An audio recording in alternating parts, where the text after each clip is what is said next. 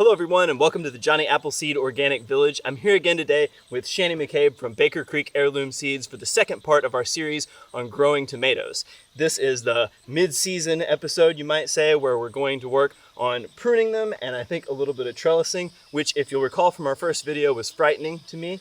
However, once again, Shannie has laid my fears to rest and assured me that we will be fine. So Shannie, why don't you take it from here? Sure. So today we're going to talk about pruning, getting rid of suckers, and we're also going to demystify a little process I like to call the Florida weave. Before we get to that, sounds like a waltz, not anything to do with gardening, but besides that, what is a sucker? Ah, right. Okay. Gonna have to teach you what a sucker is. All right. So suckers are something, first of all, let me just say, some people insist on removing suckers from their plants. Some people leave them. It's a preference thing, but I want to put my hat in the ring for removing suckers. I think it's an unnecessary suck of energy when we could have the plant giving energy to the fruit. So I say remove suckers. Some people in the comment thread are going to say leave the suckers. It's just a preference thing, but we're going to remove ours today. Awesome. So a sucker is actually this. Do you see this little piece right here?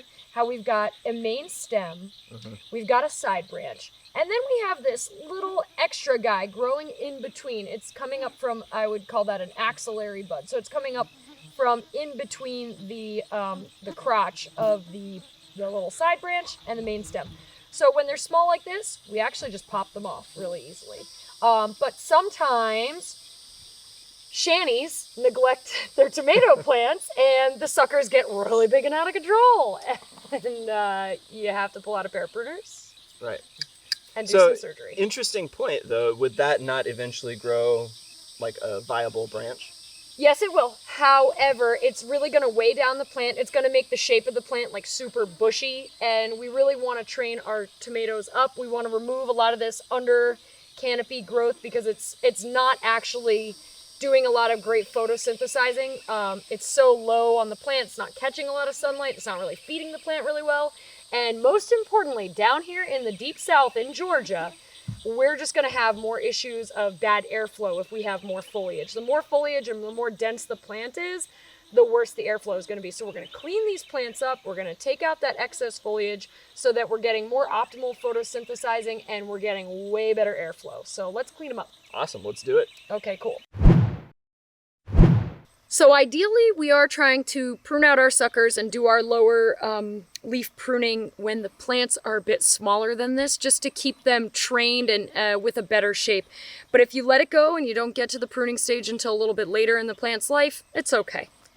So really, after we prune out our suckers, the next thing we're going to take out is just unnecessary lower foliage that's really, it's not even catching sunlight because it's caught underneath all these top leaves, and it's really just making the plant more cluttered and clogging up airspace. So these lower leaves, they're not really catching much sunlight. I'm just going to remove them. Yeah, sometimes they have fruit on them. You can choose to save the fruit, or you could be a little more hardcore with your pruning. I like to take out my lower leaves, especially if you've got leaves that are touching the ground and getting spotty, definitely take those out. But we're just removing some of those lower leaves and we're gonna allow all this top growth to really soak up the sunlight, and we're gonna get great airflow down here. And that's basically how it's done. We're just going to clean up the space and let the air flow better. And the unnecessary lower leaves that are barely catching any light anyway, they're gonna go away. All right, so trellising tomatoes, here are a few important notes to make. First of all, we really do need something pretty sturdy. Tomatoes can get pretty heavy, and if you get a good wind, they could get knocked right over. So we've chosen some pretty good, sturdy bamboo stakes for the job. And if you can get good, clean, straight bamboo stakes, that's excellent. You also may find wooden stakes that are about like an inch and they're kind of more square shaped. Those are pretty common. Some people even use T-posts. Whatever you find, just make sure that it's nice and sturdy. I use a rubber mallet to drive it in just to make sure that we're really, really solid. So we drive in our stakes. I like to put stakes at every 4 tomatoes. We talked in the last episode about how we put our tomatoes at about a 2-foot spacing. So we've got about 8 feet, a little bit less, between our stakes. We've got 4 tomatoes in between stakes, and now we're going to do the Florida weave. Okay, So I've heard it called other things. I've heard it called the California weave. I guess everybody wants to claim this technique because it's pretty genius. But essentially, what we're going to do is we're gonna start down low on the pole, and we're going to take our natural twine. You can use hemp, you can use sisal twine, whatever you got. There are benefits and drawbacks to any one that you choose. I'm not going to get too deep into it, but you get your twine, you keep it nice and taut, and you're just going to run it around the pole a couple times. 1, 2, make sure it's nice and tight, and then you're going to run it back. I've seen people where they tie it at the end. I don't usually tie it, I just wrap it a few times, run it back, making sure that I'm basically corralling the plants in between my two parallel pieces of twine. Keeping things tight. Always remember that this has to stay taut. If this is like loose and saggy, it's really not going to be a reliable trellis for your tomatoes. So we're keeping it tight, and then we're going to tie it off. And this is level 1 of our Florida weave, of our tomato trellis system. So we're tying it once.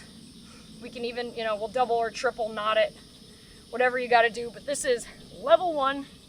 Then we're going to cut it, and we're going to go to level 2. Now, if you were trellising your tomatoes when they're smaller, you're probably just going to put down level 1 and then come back in a couple weeks when they get taller and add level 2. But as we said, we're late to the game, so we're going to add 2 levels while we're here right now. So now we're going level 2, and we've got our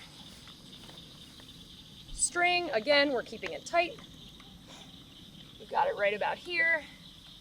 I'm wrapping it around a few times. P.S. I'm just showing you on this 1 4-foot section, but you're actually going to run it all the way down your row.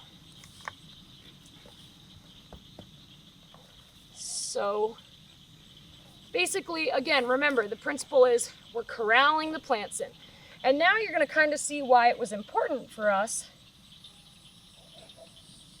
Now you're going to kind of see why it was important for us to prune that lower foliage and really get the plants cleaned up before we work with them. Because as you can see, they're really a lot easier to tame and keep under control when they're nicely pruned and they don't have all that excess foliage and side branching going on. So then we come back around and we can kind of manipulate the branches so that they settle and sort of stay nice and snug with the plants.